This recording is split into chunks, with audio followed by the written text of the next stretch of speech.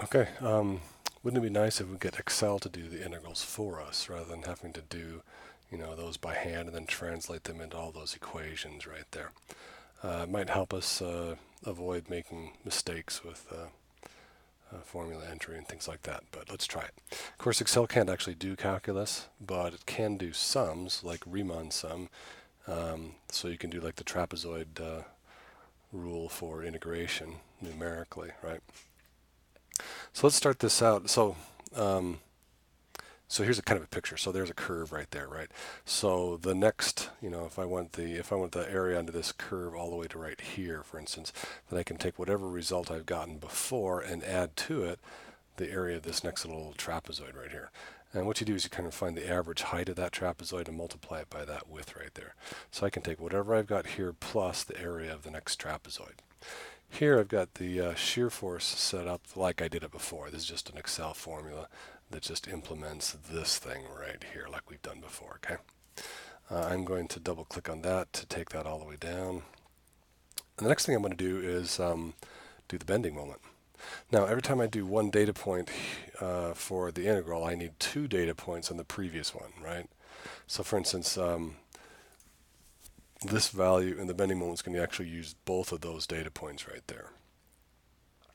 That would mean that this value of the slope will need two data points for the moment, and then this value of y would need two values for theta. So I'm finally at x equals 0, and I've actually gone backwards to the negative x direction here a little bit to accommodate those data points that we're actually losing on that sum there. Okay, so I'm going to have to do waste two of these data points to get one of those, waste two of those to get one of those, waste two of those to get one of those, but that gets us to the x equals 0 on the beam. Okay. Now, if I look up here, the bending moment is actually C2 plus that trapezoid trick. So this first guy here, I'm just going to say is equal to C2 like that. And then this next guy right here is going to be the previous result plus that first trapezoid, right? So this is going to be equal to that plus the average height of those two guys. So this is going to be open paren, this plus that, close paren divided by 2. That's the average height times the width. So that's going to be like this guy minus that guy. Okay? And I can double click that to take it all the way down. So each one, wherever you are, is going to be equal to the previous result plus the area of the new trapezoid, right? Now the next one we need to divide by EI. So let's see here. I'm going to say this is just equal to C3 equals C3 here. Down here, this is going to be equal to the previous result plus, again, the average height. This is going to be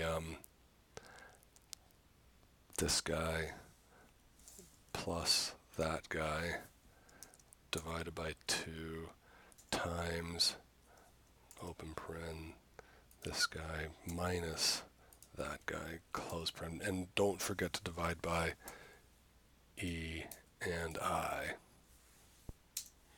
Okay, we only need to do that on this step. So again,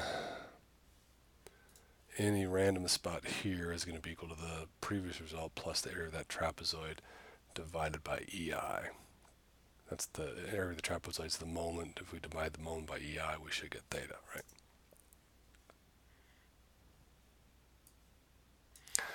And same thing here. So this is going to be equal to C4, this guy right here.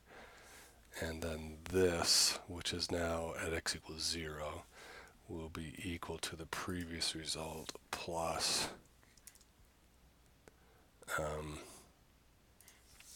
this plus that divided by 2 times this minus that. Okay? No need to divide by EI again because y is just the integral of theta. Okay? Double click there. Let's get rid of this guy and run the solver.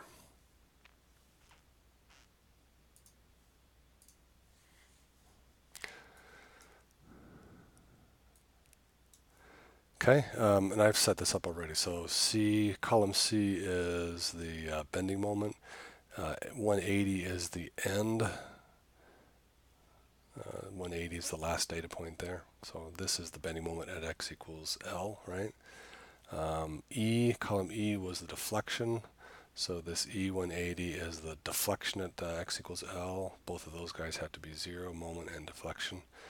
Scrolling back up to the top, 30 is the row where x is equal to 0. So the bending moment and the deflection at x equals 0 must be 0. So if I hit solve there, and OK there it is. Same result as we got the first time. And we didn't have to actually type those equations. We just did that kind of a numerical integration technique like that.